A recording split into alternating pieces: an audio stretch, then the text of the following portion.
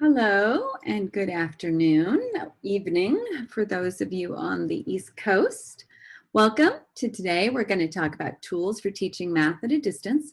This webinar is recorded and it will be available after the fact on our webinar channel, and I believe Sarah's also going to post it on hers. We've been running a little poll and we see that almost everyone here is doing some work with secondary math, so that's wonderful because that's the focus.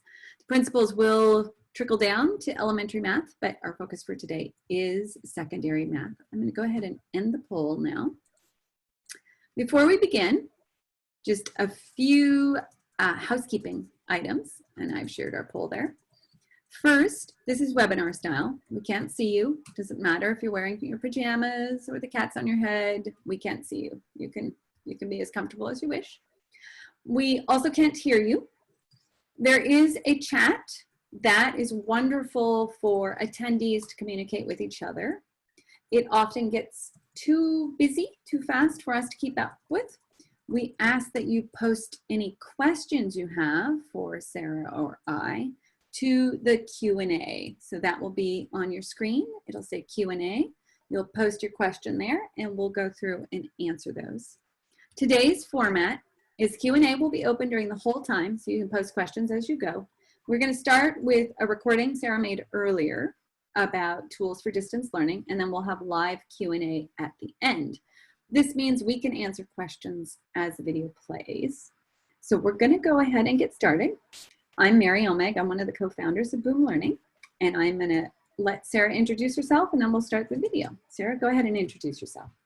Hi, I'm Sarah Asma from Kate's Math Lessons. Thanks for coming tonight. All right, give me a moment and I will start our screen share.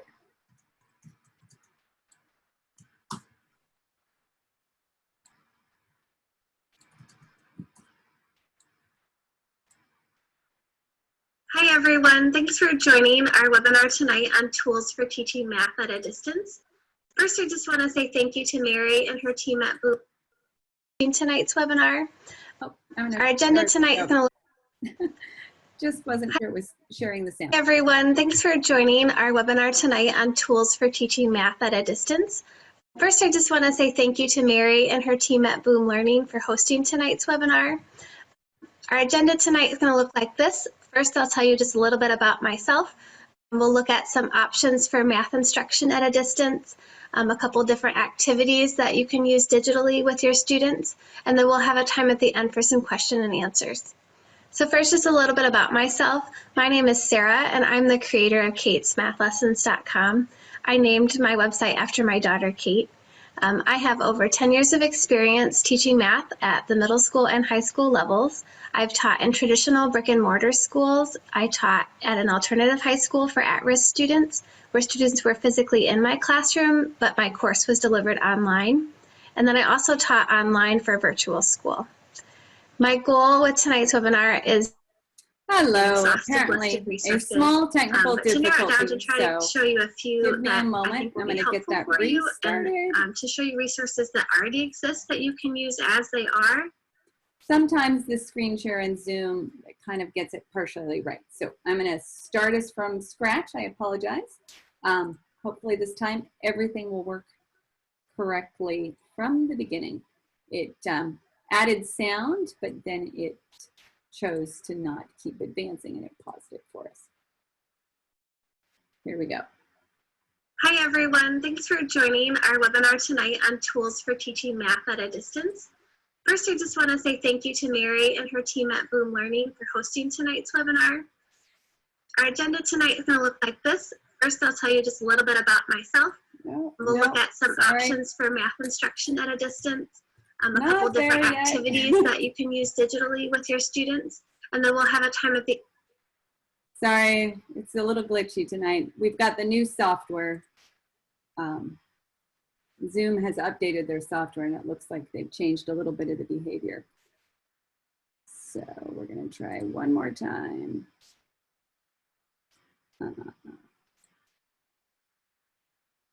One of the quirks of Zoom is that sometimes once you start a screen share and stop it, it Doesn't want to let you start a new screen share. I'll have to get out of where I'm at.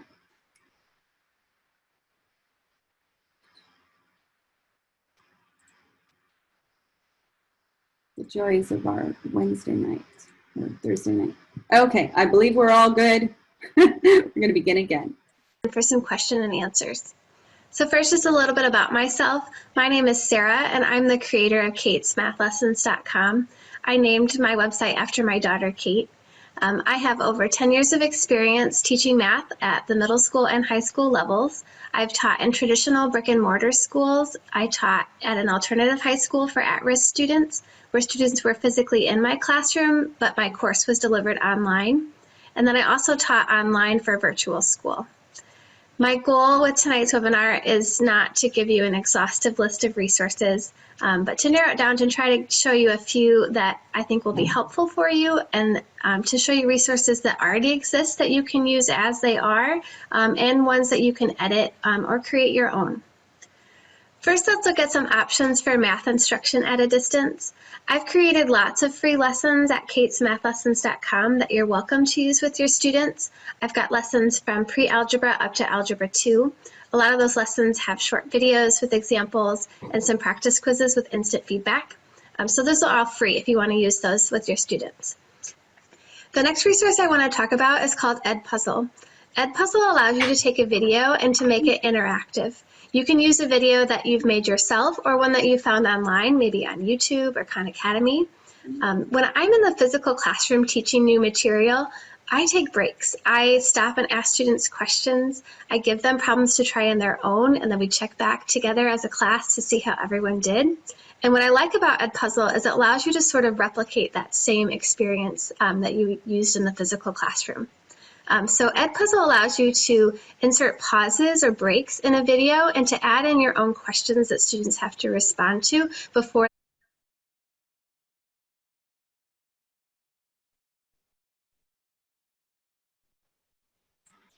I understand we're having a little trouble with your getting just sound, but not the screen share. So Zoom just rolled out, like I said, an update to everyone.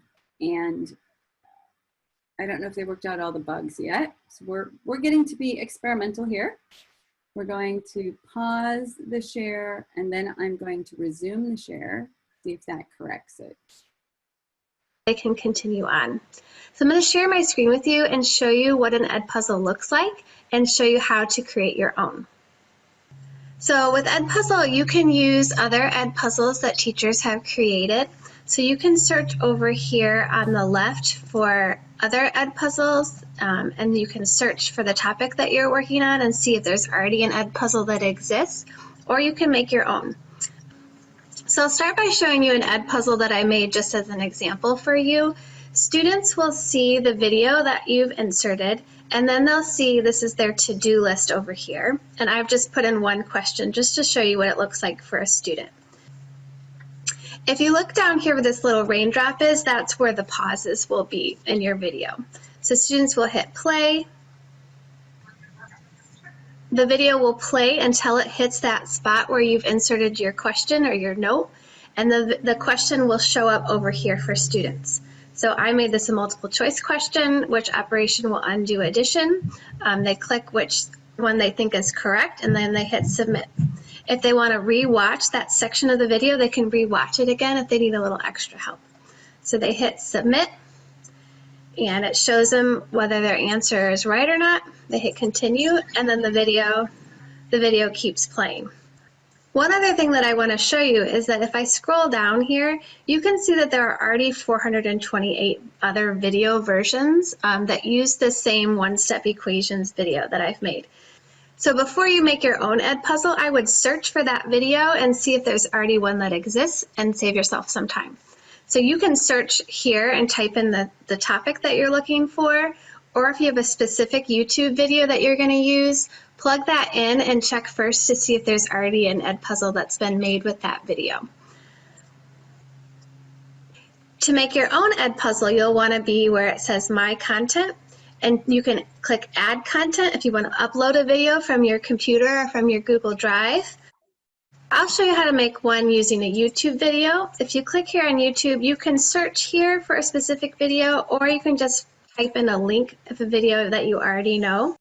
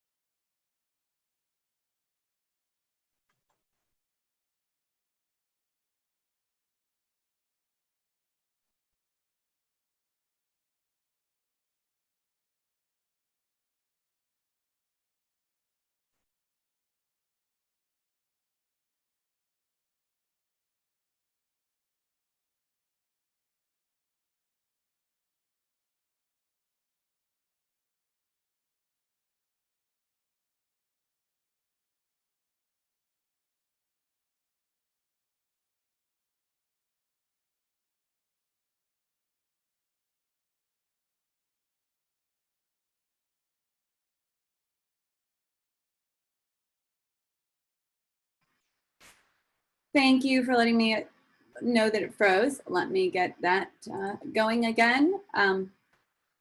Apparently we get to be the Zoom guinea pigs for the new rollout. So thank you all for your patience. Hopefully we will discover what the bugs are and roll out a new fix soon. I'm going to back up just a little bit and start us again.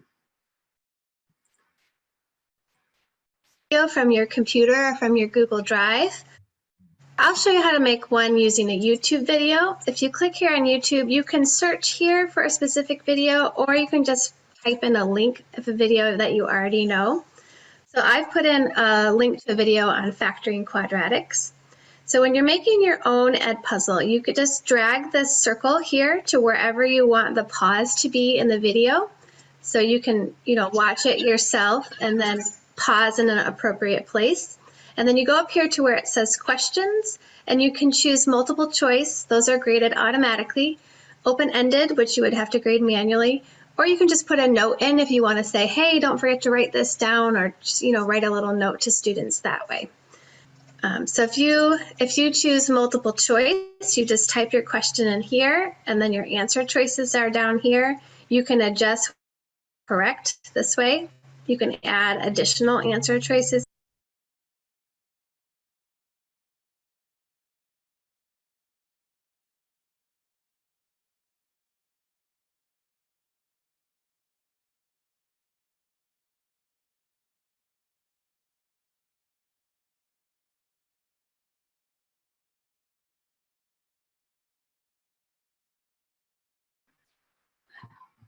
We'll get it going again. Zoom has gotten very touchy about Zoom. And let's see if it will resume the screen share. Yes, there it will. And then you just click finish. And so you can go in and add multiple questions. You can have some multiple choice, some open-ended. It's up to you how you want to make your Edpuzzle. After you've clicked finish and your Edpuzzle is ready to go, you can assign it to students. If you click over here where it says assign, you can assign it to multiple classes at a time. You can set a start date, a due date. If you have this where it says prevent skipping, if you have that on, they won't be able to skip part of your video. And there's also an option for closed captioning. You can also assign it by clicking on public links, and it gives you a link you can share with your colleagues, and it also gives you an embedded code if you want to embed that on your LMS. Next, we're going to look at some options for digital math activities that you can use remotely with your students. We'll look at Google Forms, and I'll show you how to turn a Google form into a quiz that's graded automatically. We'll look at Go Formative, which allows you to take a paper worksheet and turn it into a digital activity that's graded automatically. And then last, I saved my favorite for last, we'll look at what Boom cards are and how to make those for your students. So the first activity we'll look at is a Google form. It's easy to take a Google form and to turn it into a quiz that's graded automatically. So this is one that I've set up already, and if you go to katesmathlessons.com in the blog post, I will have a link to this. So if you just click on that link, it will make a copy that will go straight to your Google Drive, and so you can open it up just like the one that I'm seeing here, and then you can edit it however you want. This one is set up to be a quiz. I can send it to students. It will send them this as a quiz. They'll complete the questions and hit submit, and it will grade it automatically. And then their answer will show up when I click on responses. I'll be able to see all of the students' scores. So Google. Are we frozen again? No, we're good? All right. Sarah, give me a thumbs up if we're playing. Yay, okay. I just wasn't sure if those were older.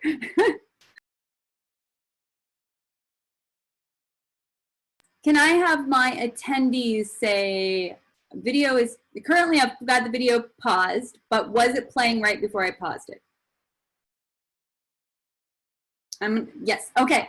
Yeah, I wasn't sure if those were older frozen. It looks like some of you are frozen. Okay, I'm gonna start it and I'll keep an eye on, so just type yes if it's playing for you. Forms are really easy to edit, so if you want to start with the one that I've already made, you can just go in and edit the title, edit the directions, and then you can delete questions you don't want and add in questions of your own. So I'll show you real quick how to add your own question. You just hit this plus sign over here on the right. It inserts a blank question, and you can choose if you want it to be multiple choice. A lot of times I choose short answer if I want the answer to be just one number.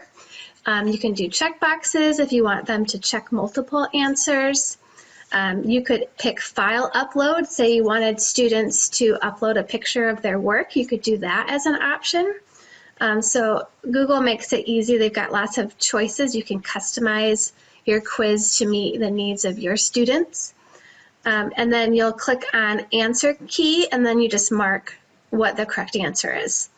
I always click required to make sure that students don't accidentally skip a question. After you've made all your edits and it's ready to go, you can assign it to students. If you want to see what it will look like for a student, you can hit this preview button here. Or a lot of times what I do is I just hit send and I email it to myself and take it myself and make sure that I've set it up correctly. So to assign it to students, you can either type in all their individual emails, or it's probably faster to grab a link here, or you can grab an embed code if you want to put that on your LMS.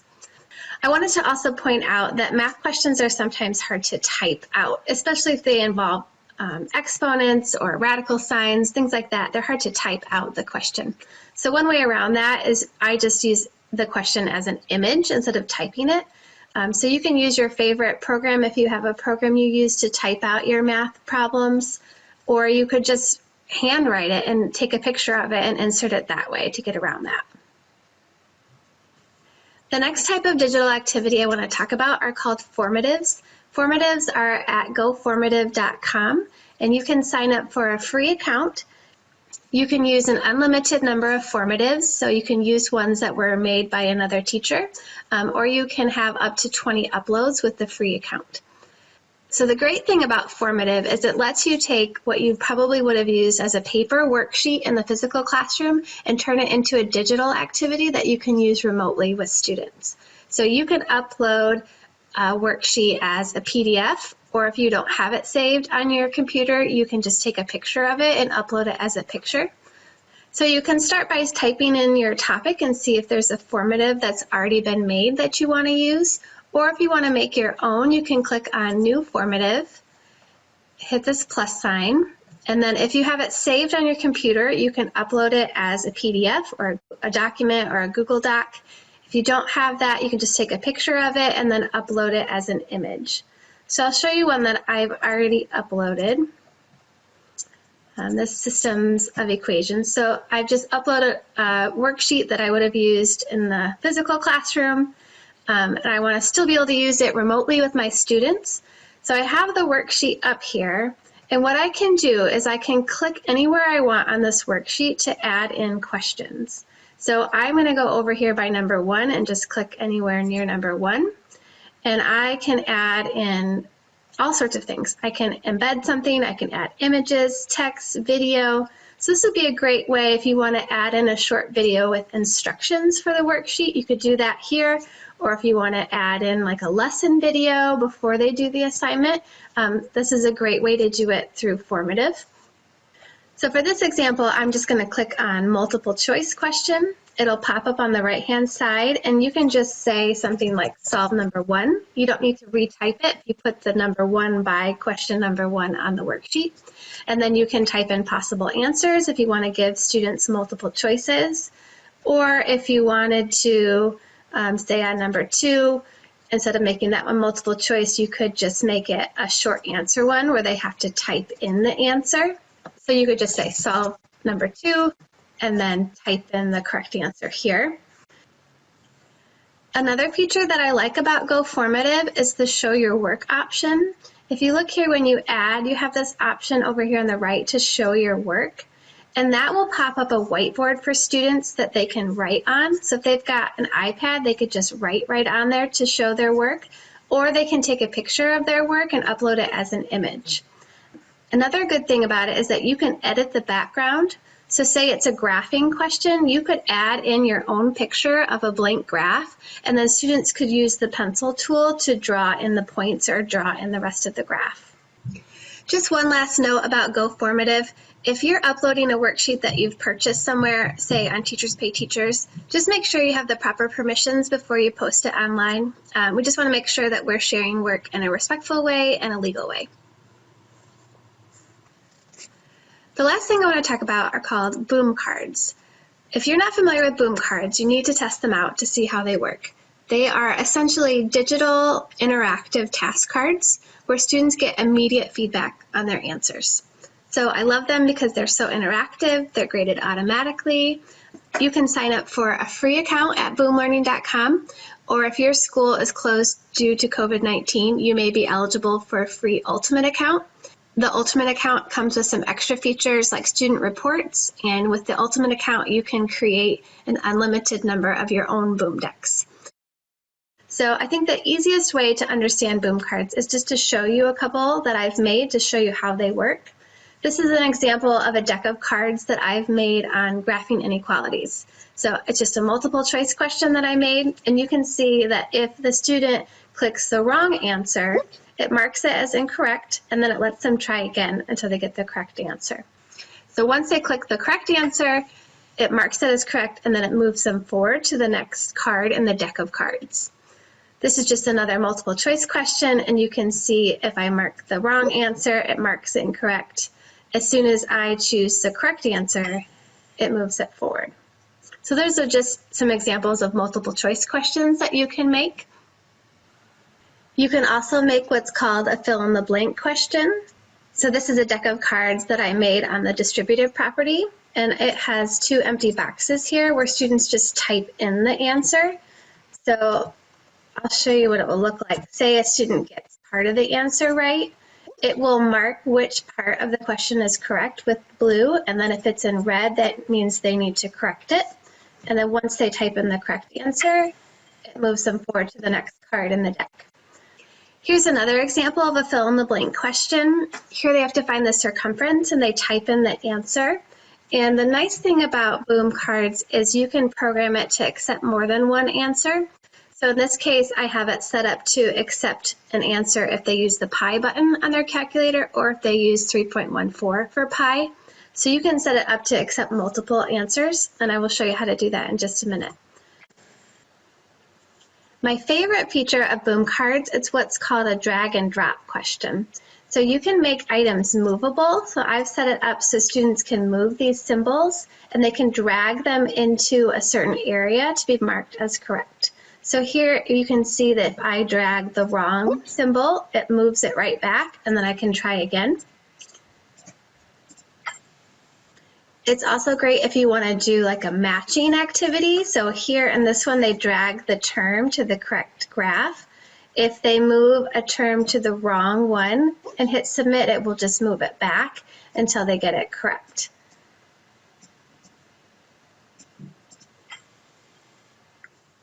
There are a lot of different decks available in the library at Boom Learning, so you can check there to see if there's a deck that's already been made for the topic that you're working with, Or if you want to make your own, I'm going to show you quickly just the basics of making your own decks of boom cards. So this is what the editing mode looks like. This main white area here in the middle is what a student will see on their deck of cards. So I can start by dragging this text button onto the card, and it will create a text box that I can edit. I'll just make a simple question, what is 2 plus 3? And then you can edit this. The editing features are similar to other programs that you probably use. You can adjust the size, the font, the color, so you can customize this to fit your style. So you can type your question onto the screen. If you're more comfortable using a different program to type your questions out, you can type it in a different program and then just insert it as an image.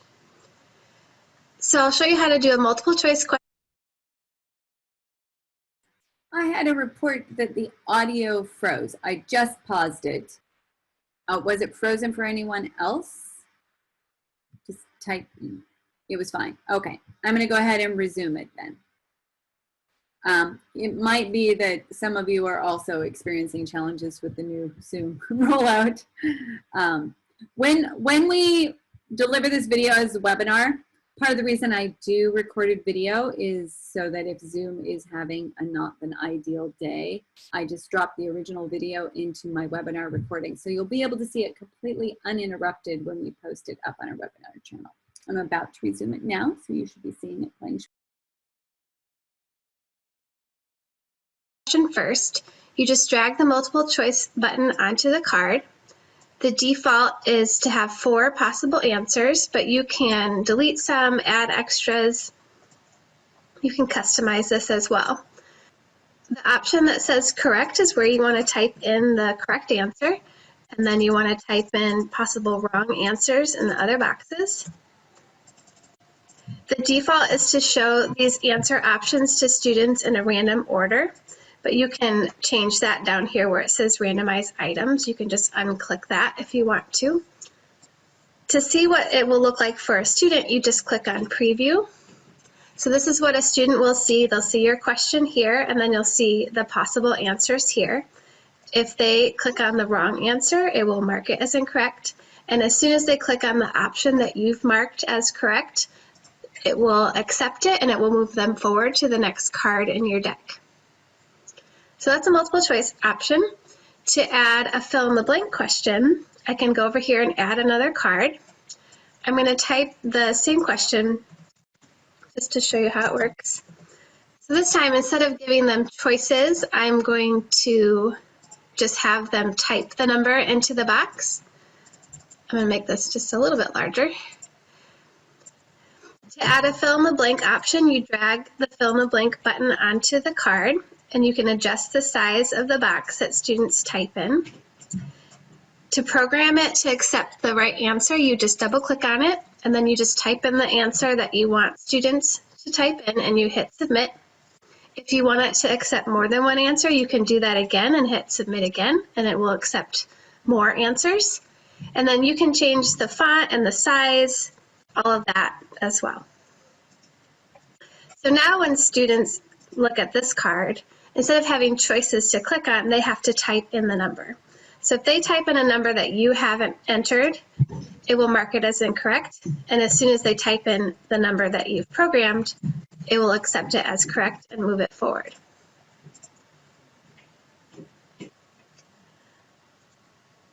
The last thing I want to show you is how to use the drag and drop option with Boom cards. And for the sake of time, I started this one already. This is just a text box. This is just a rectangle. And these are more text boxes down here. The way it's set up right now, nothing is movable. If I click on preview, you can see that I can click on these and nothing happens. To make an object movable, all you need to do is click on it, and then you click up here where it says draggable. And so I'm going to make all 3 of these options movable. So now when I click on the preview, you can see that now I can move them around on the screen, which is pretty cool. So if you want to program it now to accept a certain answer, you need to go back and assign it to what's called a drop zone. So I added this rectangle in here as the answer area. So I need to designate that as the drop zone. So that's where I want students to drag the correct answers into. And then to assign the correct answer, you grab this little finger pointer by the correct answer and you drag it up until it matches onto the flag and let go. So you'll see this line here to show which one is the correct answer. So now as a student, if I drag in one that wasn't assigned to the drop zone, it'll mark it as incorrect. And as soon as they drag in the correct answer, now it will mark it as correct and move them forward. So I know that was just a short and fast summary of how to make your own boom cards. I will put some links on katesmathlessons.com to more helpful videos at Boom Learning, and I'll also put a link to an email course if you're interested in all the details of making your own boom cards. Otherwise, remember there are lots of decks that are already made, so you can check out the library at Boom Learning to see if you want to use one that's already been created. Thanks for watching tonight. I hope you learned a few resources that will be helpful for you in your classroom. If you head to katesmathlessons.com after the webinar, I will have a post up with all the links that I talked about, a few free products if you want to just try them with your students first, and I will also have a list of a few additional resources that I didn't have time to talk about tonight. Next, I'm going to turn it back over to Mary for our question and answer time.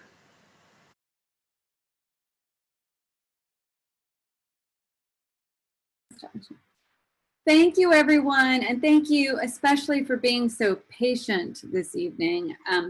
Zoom has been forcing a new updated player out to everyone, and we upgraded this week, and it appears that it has a few unexpected behaviors. So I imagine they will be offering us some upgrades also soon. So just apologize for that. We can't always predict what will happen when people put out a new device. This is where you get to do open questions. So we've answered a few in the Q&A. We had a question on how did you get the survey at the beginning of this meeting. I answered that in the Zoom webinar feature. You can actually post those. Sorry, Sarah, I muted you again. we unmuted each other at the same time. So Zoom's webinar feature does allow you to push a poll to your listeners right at the beginning. Jessica had a question about Edpuzzle. She wanted to know if you could link Edpuzzles to Google Classroom. And Sarah, go ahead and answer that live also. Yes, you can. Edpuzzle could give you a link that you can share with students, or you can get an embed code if you want to embed it in whichever LMS you're using. And then Tamala, I hope I have that pronounced correctly, had a question about whether Formative was self-grading. Do you want to go ahead and give a live answer for everyone to that one? Sure. Formative has a lot of different options that you can choose. Some of them are self-grading and some are not. So if you choose like the check your work or show your work option, you'd have to obviously grade that by hand. But the multiple choice and the short answer, those are graded automatically. And one of the questions, of course, was where will the recording be available? We will post it on the Boom Learning YouTube channel, and Sarah will post it on her Boom or her YouTube channel, which is Kate's Math Lessons, correct? Yep. Yep. And I have a blog post up with all the links of each type of activity that I talked about, and I'll put the video there as well. And it's katesmathlessons.com, correct? Yes. Yep. Yeah. So you'll find all the resource links there. Someone was, how can you check what answer was wrong on Boom cards? I will pull up a report here in a moment so you can see that. I believe the question is, could be awesome to explain the inform. I'm not quite sure what the question was there. Perhaps you could retype the question, whether that was about formative or something a little different. So if you want to retype that, I'm going to go ahead and pull up a report so you can see what answers look like on a student.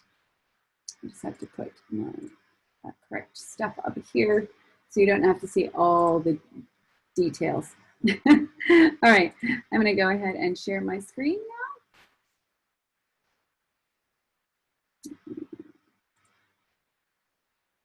Screen sharing has gotten super quirky.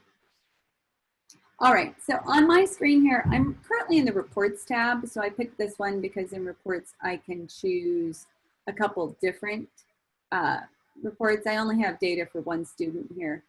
So this allows me to see, and there's a little legend down here about how each of this is calculated. This allows me to see multiple students across multiple decks in one view. If I want to know exactly what a student got wrong, so here on Greek, Latin root cards, I click the little circle and it shows me what the student did. I can see how long they had to think about something. So while this one is correct, they did have to think about it a while. On this one, they got it wrong very quickly. They were just guessing.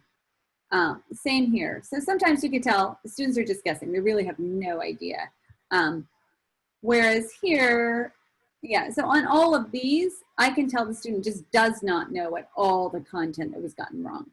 If there was a blue bar here and it was still wrong, I would know they did have some beliefs about what could be a right answer. They just ended up with the wrong answer. But in this case, the student just doesn't know the content at all on those. So that's a great opportunity to reteach. And I can pull it up and see what they chose as the wrong answer. So they thought that Luna meant crazy instead of moon. That's close. And then here I can see, you know, if I want to, what they got right, but that's less interesting to me for reteaching purposes. Students also have a view like this, so give me a moment here. I'm going to just pull into this classroom, pull up the student report. Students can also look at how they did. They have access to the exact same view as you do, so they can actually check their own learning and see how they've done and where they can do better. I'm going to go ahead and stop that share. So I think that answered Manfredo's question. I'm going to go ahead and dismiss that.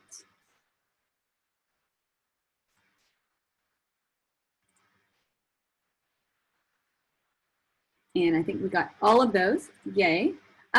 There's a question, Sarah, from Lauren Jack. For formative, can you export a report into Excel? I was trying to remember if that was an option. I haven't done it with Excel. I know there were options, like if you use Google Classroom. I would have to go back and look. They have, linked on my blog post to their help center. They have a lot of really helpful articles. I'm sure it would be specifically answered there. Excellent. Are there any other questions for us tonight? You can also chat. We'll skim the chat real quick. And I can take some raised hands because we have a little time. You have to give us some, oh, there is a question in chat. For those of us who use Google Classroom, can all of this be easily incorporated, and how would you do that? What is the cost of each of these resources, especially for admins to consider for next year? So Sarah, I will let you take that broadly, and I will address Boom specifically. Yeah, I tried to pick all of them that would be free. So all of the ones I talked about have a free option. They all have, you know, certain limits on how many you can have. Like Go Formative, you can have up to 20 of your own uploads, but then you can use an unlimited ones that are already created. And then Edpuzzle, you can store, same thing, you can store up to 20 videos, but you can use other Edpuzzles that are created too. With Edpuzzle, if you share it with someone else, they increase your storage space. And then they all have, you know, paid versions as well that come with more features. And with Boom, there is in our help, if you go there, an FAQ on how, there's a simple version of how to integrate with Google, which assumes you are familiar with setting up a Google Classroom. There is a more detailed one in our troubleshooting guide for those of you not familiar with setting up a Google Classroom, which actually walks you through the process of setting up a Google Classroom if you're using that to share students with each other. So in our troubleshooting, if you search on Google Classroom, you'll find different levels of detail depending on your need. As far as price, our starter option is free. Every deck that you FastPins forever. They have a timeout. Currently on the free level, it's 5 days, but we are talking about expanding that to match the length that's in our premium, which is 14 days. I don't know if that will be deployed though by end of this school year. We're trying to be careful as we approach the end of the school year of only deploying kind of necessary fixes so we don't upset any apple carts as we go into the end of the school year. As for premium, to get student data reporting for more than 5 students, you do need to move to a premium account. For up to 50 students, it's $15 a year. High schoolers and middle schoolers often need more. So our power is $25 for the whole year for data reporting for 150 students. If you need up to 200, Ultimate is $35 for the whole year. And then we also sell additional student seats over that for 50 cents each. And we're exploring some alternative options for schools. Your school can buy with a purchase order. There is, again, in our help, if you search on purchase orders, we have a process for how to request a school account by purchase. Do we have other questions? Oh, there are more questions there. There's not currently a way to edit decks that you purchase. We do know there is an interest in purchasing editable decks, and there is an interest in selling editable decks. That requires a bit of development work, so probably not going to be rolled out in 2020, given some other priorities, but it is definitely on our roadmap. On Edpuzzle and Formatives, when you create a quiz or a video, does it automatically share it with everyone? Sarah, do you know the answer to that? So Formatives, if you don't share that with anyone, then it's just private, just to whoever is in your class. You have the option to publish it as like public, or you can share it. But if you don't choose that option, then it's private. Edpuzzle, I could not find a way to make it private. So I think any Edpuzzle you make is public.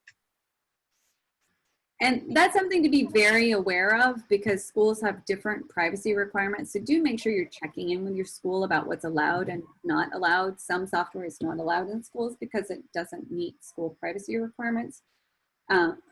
So Manfredo had a question. My class has joined with Google Credentials, but we still have some issues getting results from the students. And when we reach some parents, they send us a screenshot where they completed, but we don't have the information. So if you're running into that, definitely have them take a screenshot of the final screen. We are seeing some interesting challenges in distance learning with Google Login.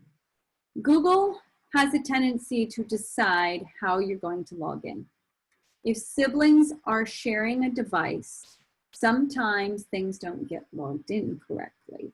So there are a number of quirks. What we're recommending people do to work around that is, for the students having trouble, go open up the student account, add a Boom username, add a Boom password, and have them instead switch to clicking sign in with Boom to get into their account.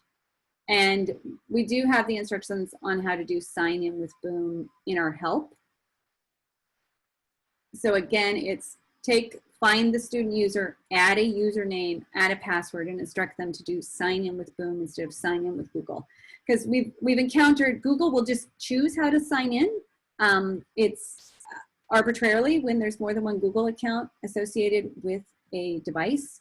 And that has created some frustrations for parents and for students and even for teachers. So that's a challenge with using Google authentication with any app. Google kind of decides who it thinks you are today. And you don't always have control over that. Right, I think we have all of those. I'm just going to take a quick look at chat.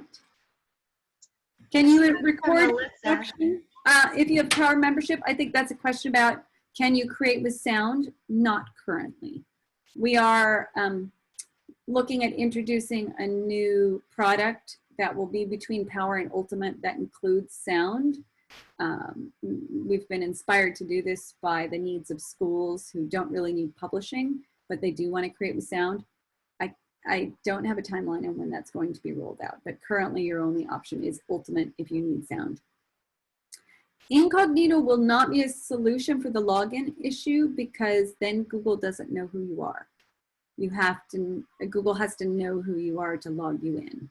It would work for Boom sign in, because we don't keep a session cookie about who you are, but Google does. So if for sign in Boom, we've designed our product to be super private. So for signing in with Boom, it would work. It won't necessarily work if they're using a sign in with Google, unless they're manually entering it. But Google, I think, needs to place a cookie in order to authenticate you.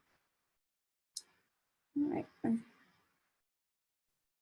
Uploaded videos. that requires so we introduced video as an experimental feature. We weren't sure whether we'd keep it or not. We see that there's a strong demand for video. And at this point, we've started to explore what a hosted version of video would look like, because there are some challenges with YouTube and Vimeo. Vimeo is quite good at providing privacy, but you have to pay for a premium account. YouTube makes its money through advertising, and it's constantly kind of shifting how it delivers video, so it's hard to meet schools' requirements with YouTube videos allowed. So we are investigating that. It's some time off before we'll have a hosted video. If your school doesn't allow YouTube videos, you're really limited right now to using Vimeo. I think you have to have at least the basic paid Vimeo account to upload Vimeo. Google Meet, can we share? Screen sharing is tricky with anything, as you've seen today. With Boom cards, screen sharing, we have a great webinar actually by our speech language pathologists on how they screen share, because they do their entire teaching with screen share. So in their case, they tend to do screen share with preview, because they're using it instructionally.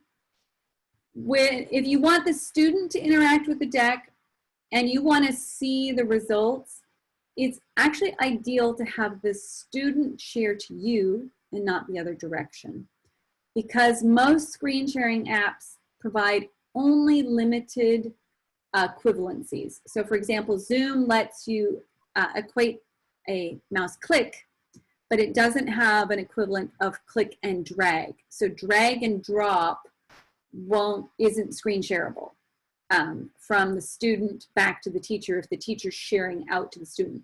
But if the share starts from the student side and is shared out to the teacher can watch the drag and drop, and the student can actually do the drag and drop.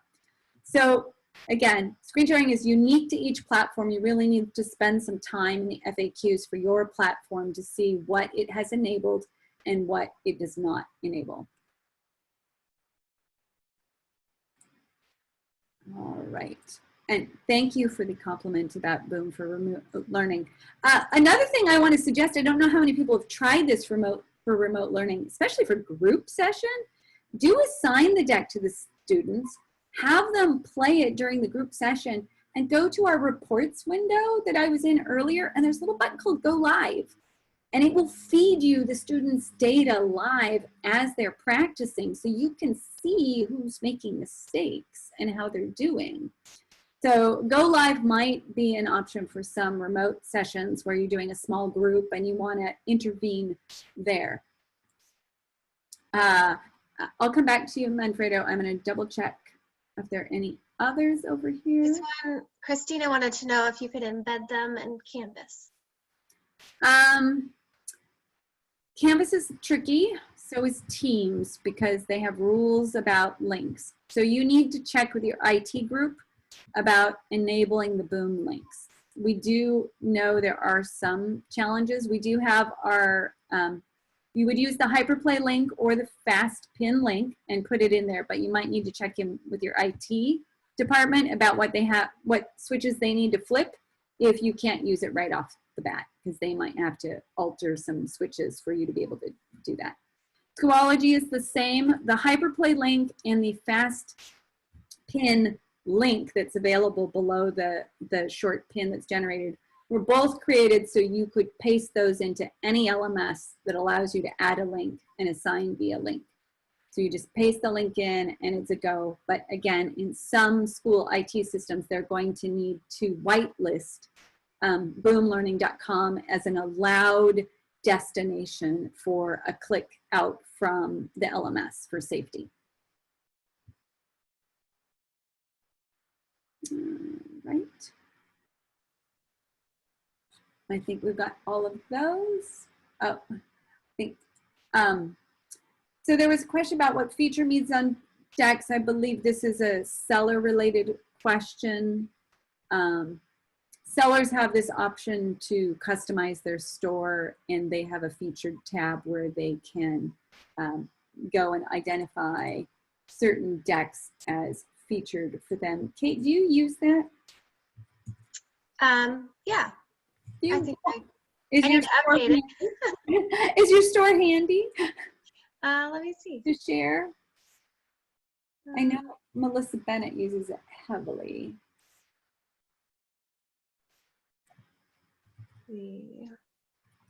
Oh, I did Kate math lessons. I didn't like that. So I've got it up. I'll do a quick Oh, share. you do? Okay. So let me do share screen and right there. All right, so did it get it? There we go, share. So you can see in Kate's store, this is what her just regular deck store looks like. It's just all her decks here. But she has, there's a little button up here when you are in your own store window to customize your store. Is it sharing? Yes, we're seeing your store, correct, Kate? My screen just did something funny. Yes, it paused it here. Let me resume the share. There we go. It should be live. Okay, so the regular deck view just is all of your decks you've created and more. And there'll be a little button here, customize my store. Featured is an area where you can move decks into it and set it up. And you can also, in customize your store, create folders over here so you can organize it by subject if you want to get really, really into organizing your store. I'm going to just show you an author who does that extensively. She has probably one of the most organized stores. So she uses it pretty thoroughly. So she's created folders over here. She's got topic folders. So you can go in her store and get topic folders. She also does this small featured section. And when you're looking for an author, you can also look for that. If they have done this, this can help you find what you're looking for much more quickly. All right. And I think we have all those. Any in the chat? Yay, okay. How do you buy the cards? Buying Boom cards, it is both simple and tricky. So when you're in Boom cards, if you're in the store, click the featured tab, and at the top there you'll see our packages of points. Why points? This is the question everyone has for us. Because of transaction costs. Visa takes a pretty big chunk out of any purchase, basically making it impossible to sell anything for less than $3. And we want you to be able to buy images. There are images that are available for basically the equivalent of 5 cents. Backgrounds, fonts are available for $2 or less. And other things if you're building your own Boom cards. So how we've dealt with that is we use a pseudo currency called points. You buy a package of points for a price. The more you buy, the cheaper they are. They get to the equivalent of a penny at a point at a certain point, and above $100, they actually are discounted. So there's a 2% discount. They fall below a penny per point. So you buy those, and then you use those to redeem for decks or images or fonts or backgrounds, whatever you need for making cards or all of that. When you go to checkout, if you have adequate points, it will just check you right out and add all your materials to your image library, your font library, your deck library. If you don't have quite enough, checkout is a 2-step process. First, you buy your points, and then you go back and you check out your decks. All right. Last chance for questions. And I want to thank everyone for giving us their evening and or between your evening and your afternoon, and some of you, your dinner. Oh, how do I delete a deck? Well, that's an interesting question. If it's one you purchased, you go to your library, and at the very bottom, there's an option to delete a deck. Once you delete a deck, you have to repurchase it if you changed your mind. If you made a deck, you can go into your studio and you can also delete a deck. I just want to warn you that if you delete a deck you made, it cannot be recovered. It evaporates. All the little connections disappear and we cannot recreate it. You have to recreate it. There are Facebook groups. Someone asked about Facebook groups. There is one for sellers. There's one just focused on creating, and there's one focused on teaching. These are our official Facebook groups. There are also a number of unofficial Facebook groups. So the 3 official are Teaching with Boom Cards, Creating with Boom Cards, and Boom Sellers. All right. I don't see any other questions. Do you? Can you organize the activity? Yeah. Do you organize yours, Sarah? No. You know. So, I am a bad organizer in general, so I'm the wrong one to ask. well, some people love to put everything into folders, others don't. So you can create folders in the library. You can organize everything by folders. One upside of that organizing them into folders is then you can assign an entire folder in one fell swoop. So you can click and assign a folder and click and unassign a folder, which is handy.